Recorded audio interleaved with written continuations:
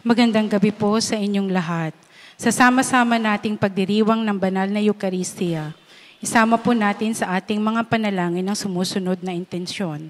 Pasasalamat ng pamilya ni Wilfredo and Cristina Pascua, Juliet Herrera, Guadalquiver, KJ's Home Bake Delights, Baby, Boy Valenzuela, Larry De La Cruz, Emmy Reyes, Jeffrey Bolo, para sa natatanging kahilingan ni Janet Reyes, Ivan Gabriel Herrera, para sa kagalingan ni Adela Mutok, Edita Ancheta, at para sa kapayapaan ng mga kaluluwa ni Lisa Manuel Isidor Eduardo at ang lahat ng mga yumaong nakalista sa ating perpetual remembrance, gayon din ang mga kaluluwa sa purgatorio. Panawagan ng Catholic Bishops' Conference of the Philippines para sama-samang panalangin. Samahan ninyo kami, O Panginoon naming Diyos, sa patuloy naming pakikipaglaban sa pinsala na dulot ng pandemya ng COVID-19. Ganon din sa mga kaganapang pampolitika na nagdudulot ng pagkawatak-watak sa aming bansa.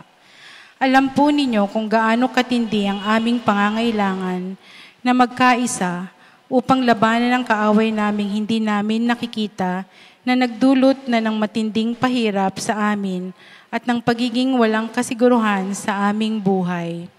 Malawakang pagkalat ng impeksyon ng mga napupuno ng mga kapagamutan, pagkawala ng hanap buhay, gutom, malawakang pagkalugi ng mga negosyo at kamatayan. Idinadalangin namin ng aming mga lingkod bayan ang mga taong nasa pamahalaan, lalo na yung mga nananatiling matuwid at nagpapatuloy maglingkod na may tunay na malasakit at pagmamahal sa aming bansa. Ingatan mo po sila, Panginoon, at bigyan sila ng tapang na manindigan para sa katotohanan at katarungan. Naway ang krisis na ito, dulot ng pandemya, ay maging daan ng pagbabalik loob at pagbabago ng aming mga puso. Magturo nawa ito sa amin na makapanindigan kami higit pa sa mga personal at pampolitikang interes namin at madala namin ang lahat naming mga pagsisikap para sa kabutihan ng lahat. Naway gabayan kami ng iyong espiritu na tumugon na may awa at pagmamalasakit sa mga dukha, ang mga walang-wala at ang mga lalong nangangailangang sektor ng aming lipunan, sapagkat alam namin na anuman ang gawin namin sa mga maliliit naming kapatid ay ginagawa namin sa inyo. Amen.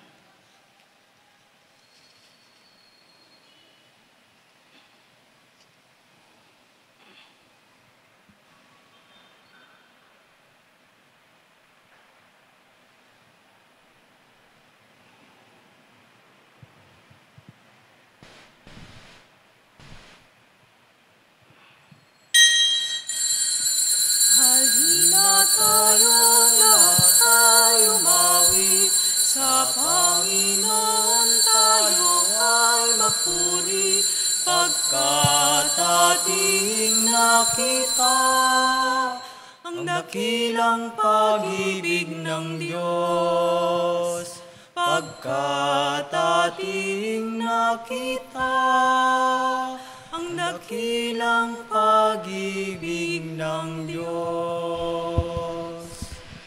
Mga kapatid, sa ating banal na pagdiriwang na ito, samarin natin sa ating pananalangin ng alay pasasalamat at natatanging kahilingan ng mga sumusunod at ng kani-kanilang pamilya: Maria Lourdes Ong, Ken Domingo, Ceciling Rivera, Adriano Santos, Pablito Josie Mendoza, Jerry at Fanny Victoriano, Rafael Flor at Odette at Yvette Eugenio, Brian at Jasmine Ju, Joel at Lucy Bonifacio, Edgar at Marie San Diego, Edgardo at Aida Cunanan, Jun at Soli del Rosario, Nanti at Marisa de la Cruz, Danilo at Emily Sebastian, Dennis at Nelly Santos, Noel at Zeni Galvez, Aurora at Jean Silungan, Ricky at Afik Magpok, Dr. Betsaida Banaag, Celia San Felipe, El Malagvador, Alicia Arcega Viacrucis, Antonio at Victoria Sanchez, Romel Jeff Arcega, Mila Digonong, Jimmy at Bel Cagatin, Vidal at Maria Taquerol, Antonio at Evelyn Salazar, Celi Silin Dominic Nicolas, Cesar at Lolita Nicolas, Pamilya Riano, Litinwat Nanquisco,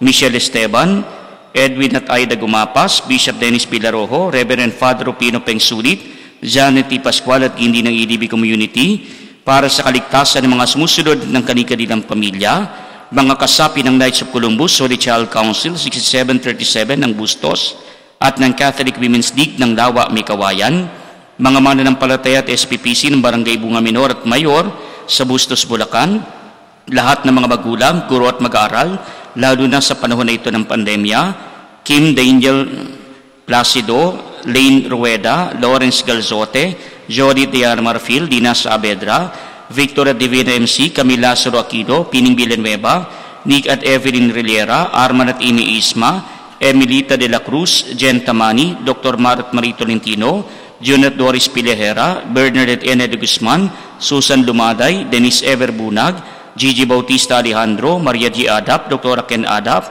Jaime at Jovian Cruz, Dr. Chester Calapis, mga medical staff ng Santo Niño Hospital sa Bustos at Region 2 Trauma and Medical Center sa Bayumbong, Nueva Vizcaya, lahat ng mga frontliners at mga kawani ng pamahalang nasyonal at lokal, lalo na ng lungsod ng San Jose del Monte, para sa kagalingan ni Joan Perez, Eloisa Villamil, Samantha Osea, Quirino Cristobal, Dr. Benjamin Miranda Jr., Chelo del Mundo, Marian Maravilla, Rami Banaag, Benjamin Valerio, Michael de la Cruz, Lorna Santos, Ruben Aguirre, Reggie Garcia, Marian Enriquez, Leticia Arceo, Timoteo Orihuela, Minda Saison, Alicia de Vega, at para sa karawan ni na John Placer, Emelita de la Cruz, Lani Cruz, Richard D., Alex Arellano, Edmond Cruz, Cecil Lagsao, Lydia Molina, at para sa kapayapaan ng kaluluwa ni na Ricardo Sididonia, Bibiana, Hil, Sila, Isabela, Leticia, Evelyn, Alfredo, Eric, Nicolas, Nelson,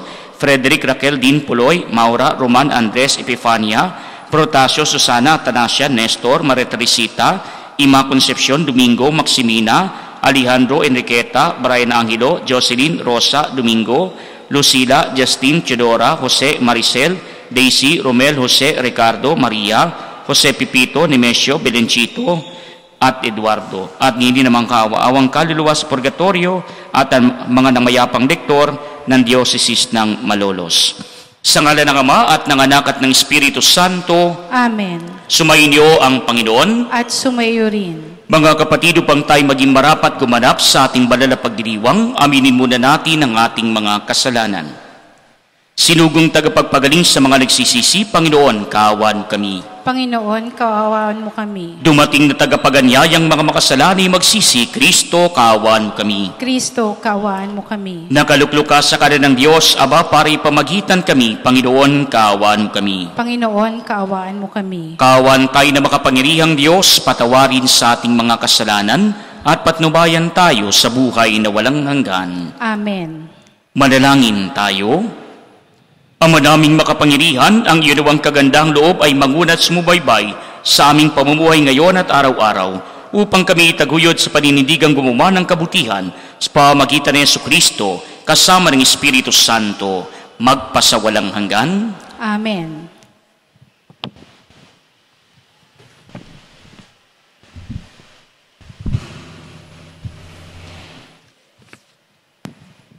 Ang salita ng Diyos mula sa sulat ni Apostol San Pablo sa mga taga-Galacia. Mga kapatid, kung kayo'y pinapatnubayan ng Espiritu, wala na kayo sa ilalim ng kautusan. Hindi maikakaila ang manggagawa ng laman, pangangalunya, karimari-marim na pamumuhay, kahalayan, pagsamba sa Diyos-Diyosan, pangkukulam, pagkapuot, pagkagalit, paninibugho, kasakiman, pagkabahabahagi, pagkakampi-kampi, pagkainggit, paglalasing, walang taros na pagsasaya at iba pang tulad nito. Binabalaan ko kayo tulad noong una, hindi tatanggapin sa kaharian ng Diyos ang gumagawa ng gayong mga bagay. Subalit ang bunga ng Espiritu ay pag-ibig, kagalakan, kapayapaan, katiyagaan, kabaitan, kabutihan, katapatan, kahinahunan, at pagpipigil sa sarili. Walang utos laban sa ganitong mga bagay. at pinatay na ng mga nakipag-isa kay Kristo Jesus ang likas nilang pagkatao, kasama ang masasamang pita nito. Ang Espiritu ang nagbibigay buhay sa atin, kaya ito rin ang dapat maghari sa ating mga buhay. Ang salita ng Diyos. Salamat sa Diyos. Ang sumusunod sa poon ay sa liwanag hahantong.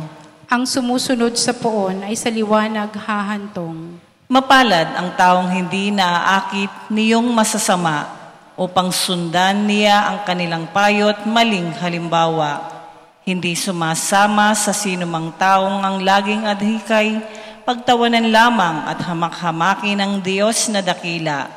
Nagagalak siyang laging magsaliksik ng banal na aral, ang utos ng poon, siyang binubulay sa gabi at araw.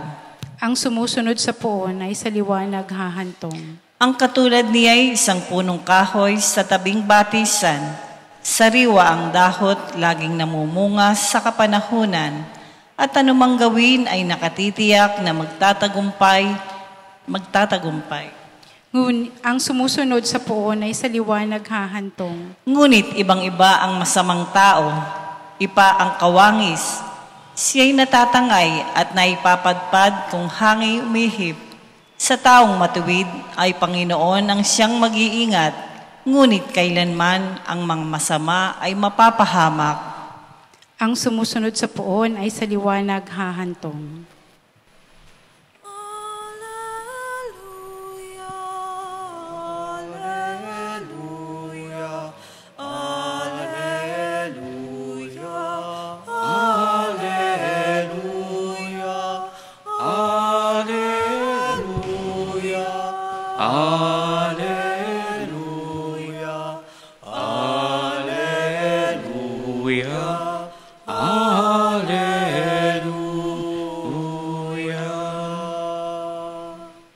Sumainyo ang Panginoon at sumayo rin ang mabuting balita ng Panginoon ayon kay San Lucas. Papuri sa iyo, Panginoon.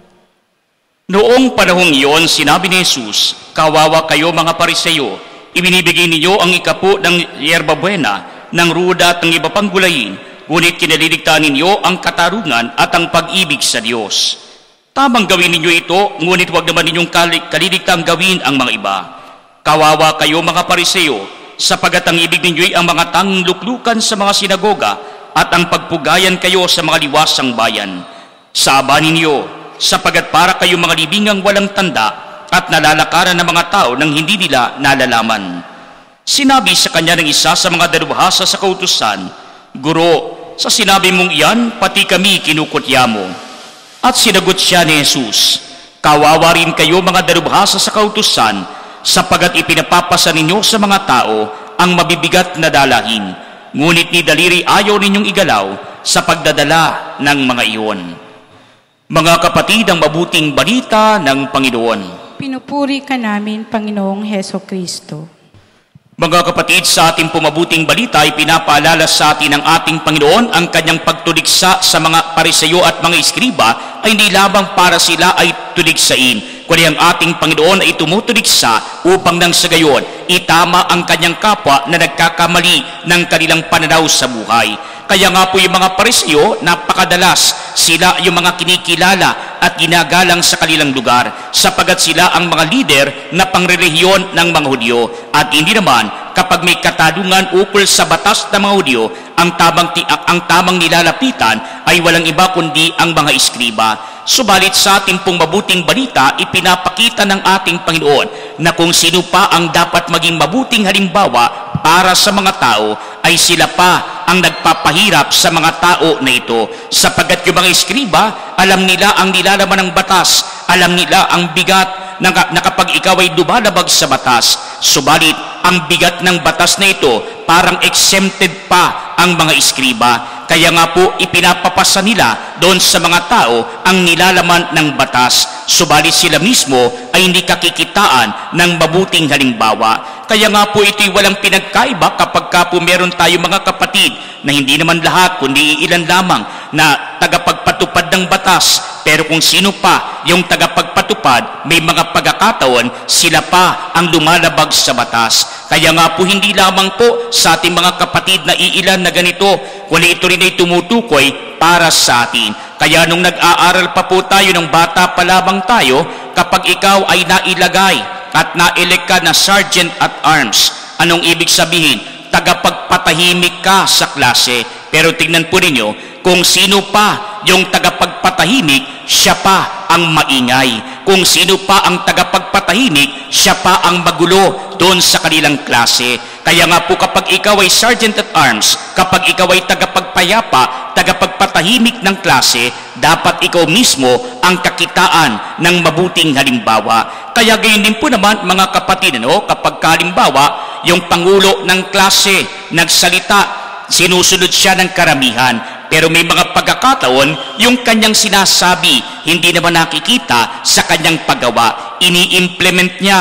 Pero may mga times, siya naman ang exempted sa mga ibinababa niya na mga utos para sa kanyang klase. Kaya nga po ang sabi sa atin, hindi dapat ganoon. Kaya nga ito ang ipinararating niya sa mga eskriba. Hindi lamang niya gustong tuligsain ang mga eskriba. Ang gusto niya, itama ang mali na pamamaraan, ang mali na pananaw, at ang maling pagpapataw ng batas ng mga eskriba.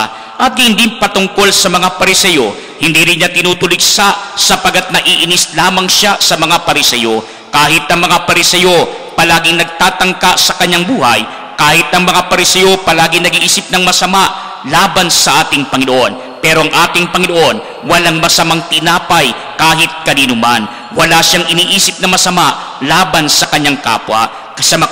Sa katunayan, meron pang ang ibang mga Pariseyo na kaibigan ng ating Panginoon. Kagaya ni Nicodemo at nung isang si Simon na nag-anyaya sa kanya doon sa kanyang tahanan, parang ating Panginoon ay hayinan ng pagkain. Kaya nga po, meron din siyang mga kaibigan na mga Pariseyo, bagamat karamihan sa kanila ay tumutuligsa rin at naghahanap ng butas para sa ating Panginoon. Kaya nga po ipinapahayag sa atin ang ating Panginoon, pantay ang kanyang pagtingin sa kapwa, pero kung may kinakailangang itatama ng ating Panginoon. Hindi siya nagdadalawang salita, bagkus sinasabi niya ang dapat marinig, ang dapat matutunan ng kanyang kapwa upang sila ay maitama mula sa kanilang pagkakamali. Kaya nga po yung mga Pariseyo, ano yung kanilang mali na ginagawa? Yung po bang hingi sila ng hingi doon sa mga tao na para sa templo, hingi sila ng hingi ng abuloy para doon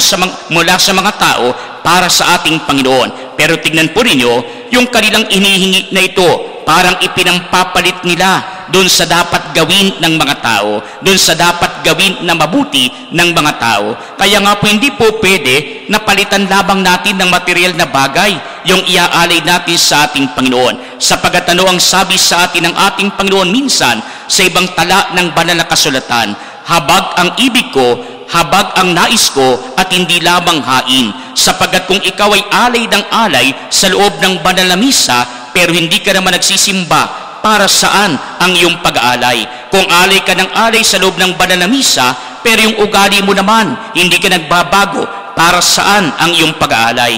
Kung alay ka ng alay sa loob ng banal na misa, pero yun namang pakikitungo mo sa iyong kapwa, napakasama naman, napakapangit naman. Ang pinakamainam, maghain ka muna ng iyong sarili bago ang material na bagay, sapagat ang hinahanap ng ating Panginoon, hindi yung maiaalay lamang natin na mga material na bagay, na mga biyaya na galing din naman sa Kanya. Kung ang hinahanap sa atin ng ating Panginoon, yung pag-aalay natin ng ating sarili, yung ating pagbabagong buhay, yung ating paglapit at pagbabalik loob patungo sa ating Panginoon. Kaya iyon ang mas pinagpapahalagan ng ating Panginoon.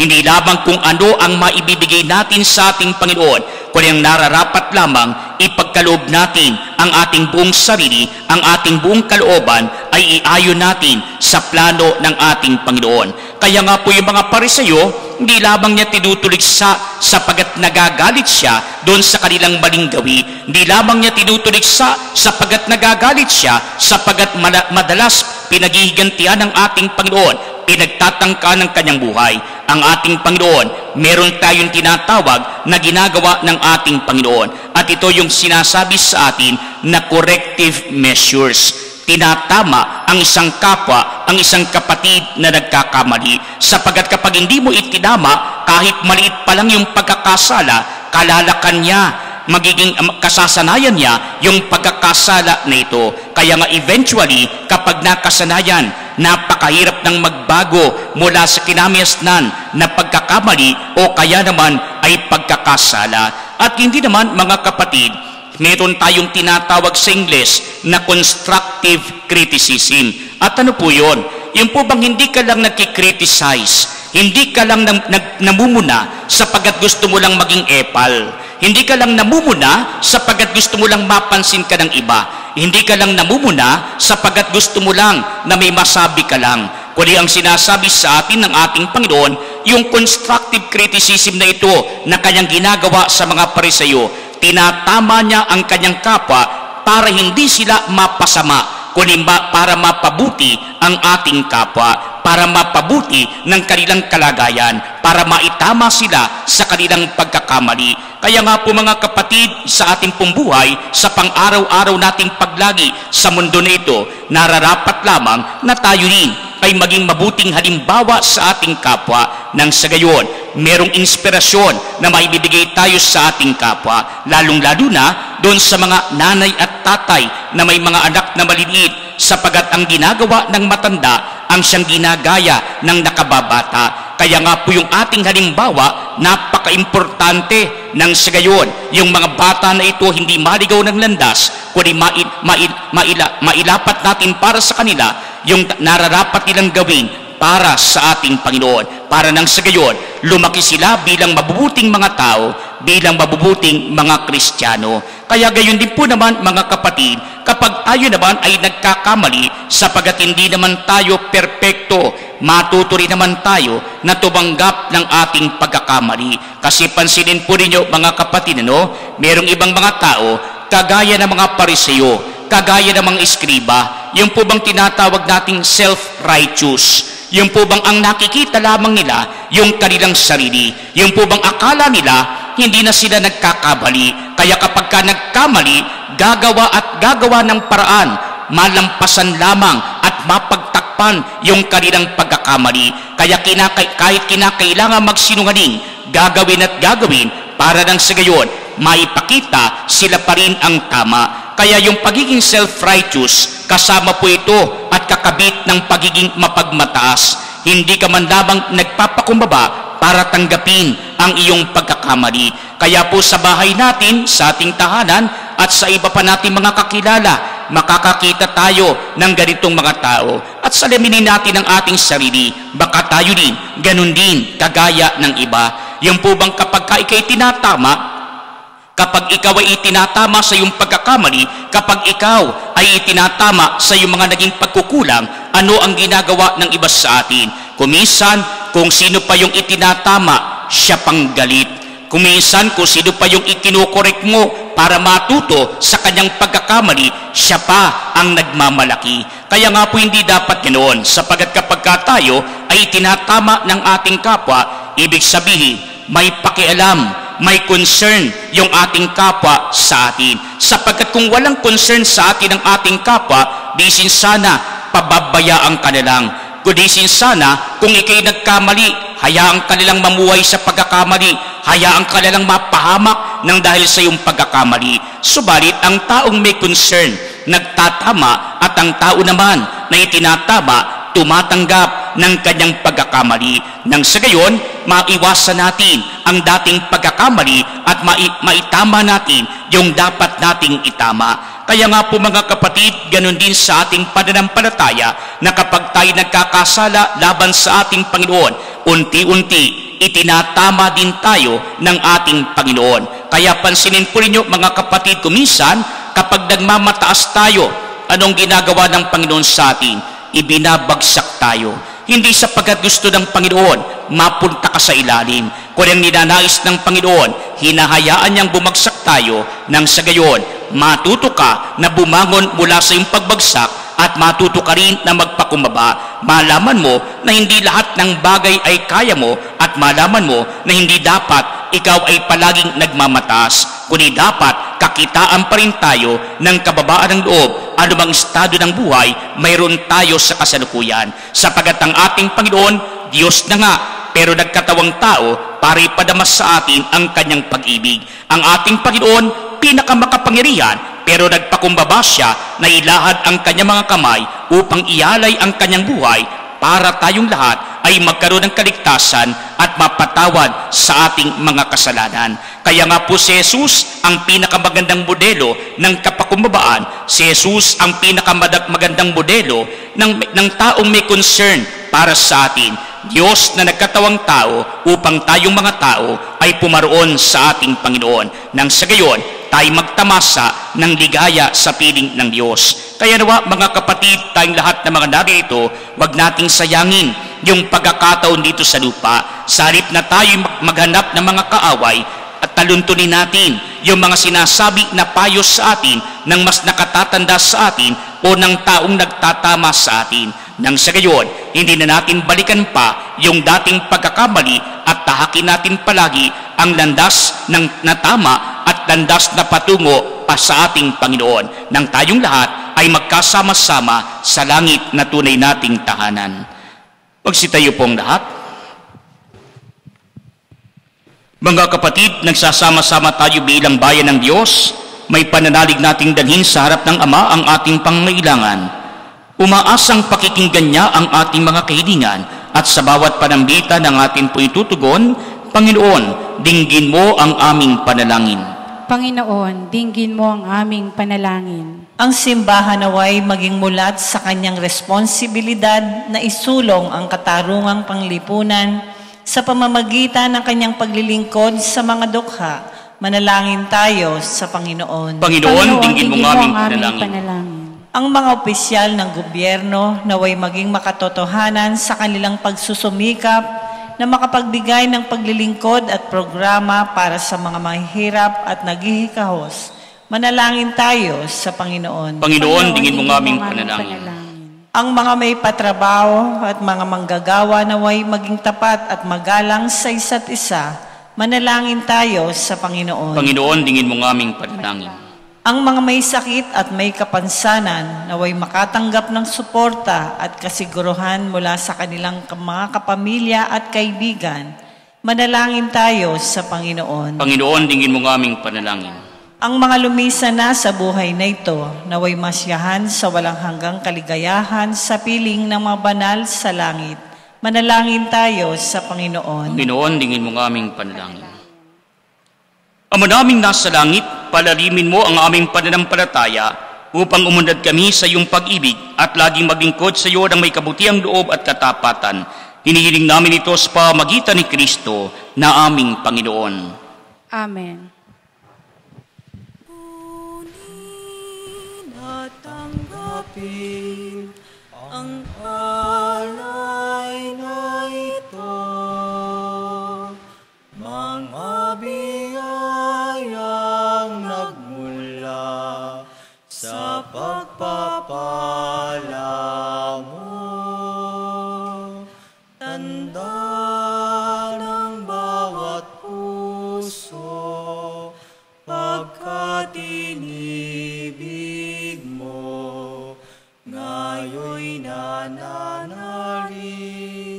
nagmamahal sa'yo.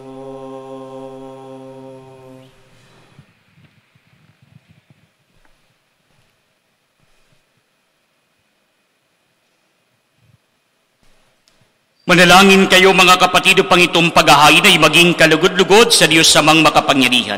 Tanggapin nawa ng Panginoon itong paghahain sa iyong mga kamay sa kapurihan niya at karangalan sa ating kapakinabangan at sa buong sambayanan niyang banal.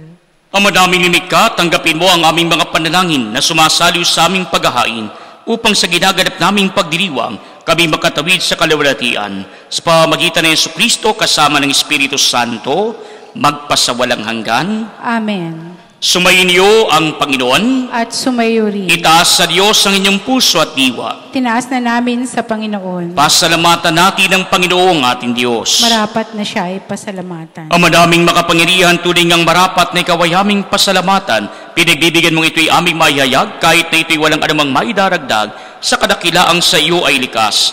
Sa pagpupuri nabi ang nakikinabang, ay kami ring iyong pinakikiharapan, sa pamamagitan rin yung anak na minamahal. Kaya kaysa ng mga anghel na nagsisiawit ng papuri sa iyo, nang walang humpay sa kalangitan, kami nagbubunyi sa iyong kadakilaan. Santo, Santo, Santo, Panginoong Diyos ng mga hukbo, napupuno ang langit at lupa ng kadakilaan mo, o sana sa kaitaasan. Pinagpalang na paririto sa ngalan ng Panginoon, o sana sa kaitaasan.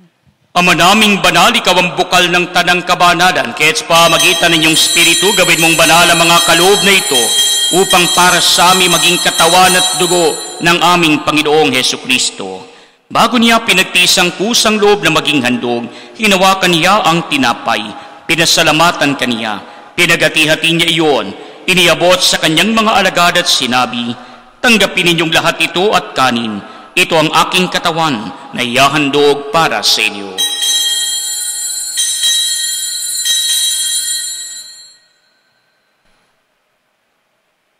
Gayun din naman noong matapos ang hapunan, hinawakan niya ang kalis, muli kaniyang pinasalamatan.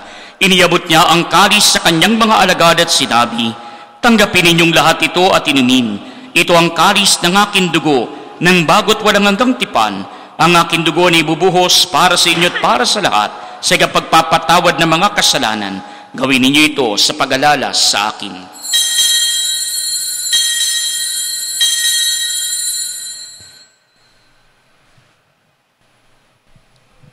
Mga kapatid, ang misteryo ng ating pananampalataya. Si Kristo'y namatay, si Kristo'y nabuhay, si Kristo'y babalik sa wakas ng panahon. Ama, ginagawa namin ngayon ang pag-alala sa pagamatay at muling pagkabuhay ng iyong anak. Kaya't iniaalay namin sa iyo ang tinapay na nagbibigay buhay at ang kalis na nagkakaloob ng kaligtasan. Kami nagpapasalamat dahil kami yung minarapat na tumayo sa harap mo para maglingkod sa iyo. Sinasamo namin kami magsasalo-salo sa katawan at dugo ni Kristo ay mabuklod sa pagkakaisa sa pamamagitan ng Espiritu Santo. Ama, lingapin mo ang iyong simbahang laganap sa buong daigdig. Puspusin mo kami sa pag-ibig kaysa ni Francisco naming Papa at ni Dennis naming Obispo at ng Tanang Kaparian. Alalahanin mo rin ang mga kapatid naming nahimlay nang may pag-asang sila'y muling mabubuhay, gayon din ang lahat ng mga pumanaw. Kawan mo sila at patuloyin sa iyong kalibanagan. Kawan mo at pagindapatin kaming lahat na makasalo sa iyong buhay na walang wakas. Kaysa na mahal na Birheng Maria na ina ng Diyos, ni San Jose na kanyang kabiyak ng puso, kaysa na mga apostol at ng lahat ng mga banal na namuhay dito sa daigdig ng kalugod-lugod sa iyo, may pagdiwang nawa namin ang pagpupuri sa kararangal mo sa pamagitan ng iyong anak na aming Panginoong Hesukristo. Sa pamamagitan ni Kristo, kasama niya sa Kaniya, ang lahat ng parangal at papuri ay sa iyo, Diyos Amang makapangyarihan, kasama ng Espiritu Santo, magpasawalang hanggan. Amen. Mga kapatid, sa tagubili ng mga nakagagaling na utos sa turo ni Jesus na Panginoon natin at Diyos, ipahayag natin ang lakas loob. Ama namin, sumasalangit ka, sambahin ang ngalan mo, mapasamin ang kaharian mo, sundin ang loob mo, dito sa lupa, para nang sa langit. Bigyan mo kami ngayon ng amin kakanin sa araw-araw, at patawarin mo kami sa aming mga sala para ng pagpapatawad namin sa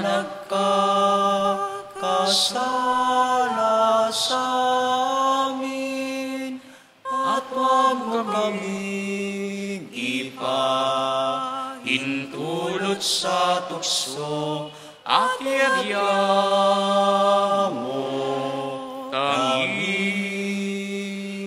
sa lahat ng masama. Inihiling namin kami iadya sa lahat ng masama, pagkalooban ng kapayapaan na araw-araw, iligtas sa kasalanan at ilayo sa lahat ng kapahamakan, samantalang aming pinanarabikan ang dakilang araw ng pagpapahayag ng tagapagligtas naming si Jesucristo. Sapagkat iyo ang kaharian at ang kapangyarihan at ang kapurihan magpakailanman. Amen. Panginoong Jesucristo, sinabi mo sa mga apostol, kapayapaan ang iniiwan ko sa inyo, ang aking kapayapaan ang ibinibigay ko sa inyo. Tunghayan mo ang aming pananampalataya at huwag ang aming mga pagkakasala. Pagkalooban mo kami ng kapayapaan at pagkakaisa ayon sa iyong kalooban, kasama ng Espiritu Santo, magpasawalang hanggan. Amen. Ang kapayapaan ng Panginoon ay laging sumainyo. At sumayo rin. Magbigayan kayo ng kapayapaan sa isa't isa. Peace be with you.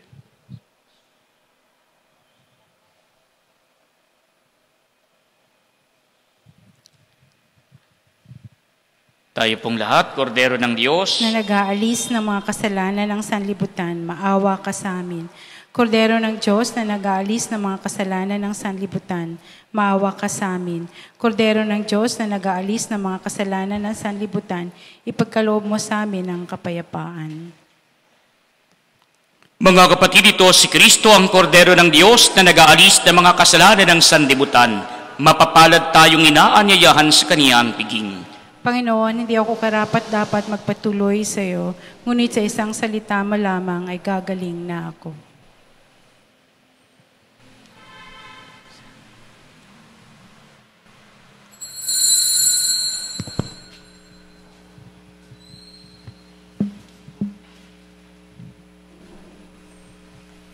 Si Kristo ang nagbigay kahulugan sa buhay ko. Ipinakita niya ang tunay ko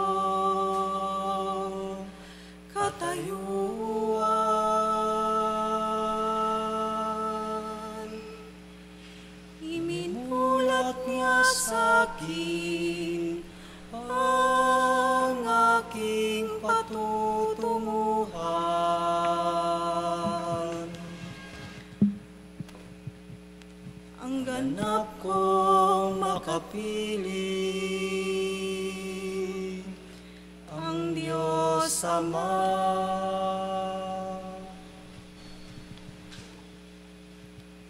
Oratio Imperata, kaugnay ng COVID-19. Makapangyarihan at mapagmahal na Ama, nagsusumamo kami sa iyo upang hilingin ang iyong patnubay laban sa COVID-19 na nagpapahirap sa marami at kumitil na ng mga buhay. Gabayan mo ang mga dalubhasang naatasan na tumuklas ng mga lunas at paraan upang ihinto ang paglaganap nito. Patnubayan mo ang mga lumilingap sa may sakit upang ang kanilang pagkalinga ay malakipan ng husay at malasakit. Itinataas namin ang mga nagdurusa. Makamtan nawa nila ang mabuting kalusugan. Lingapin mo rin ang mga kumakalinga sa kanila. Pagkamitin mo ng kapayapaang walang hanggan ang mga pumanaw na.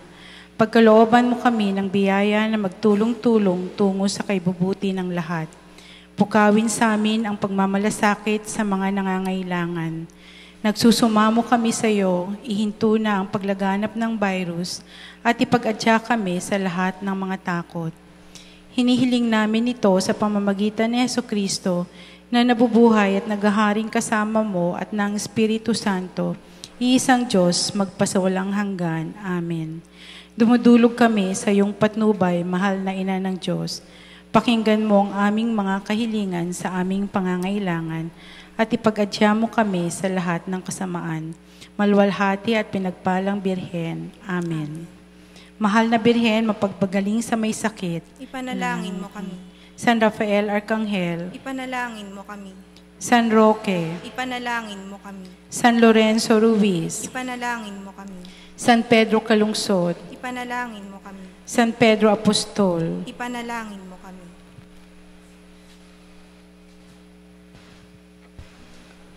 Manalangin tayo.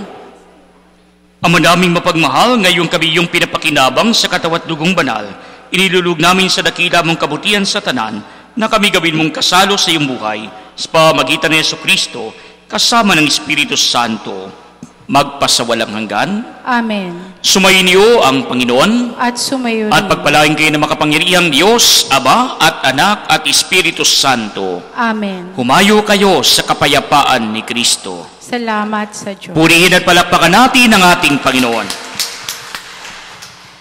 Puri't pasalamatan sa masayang awit.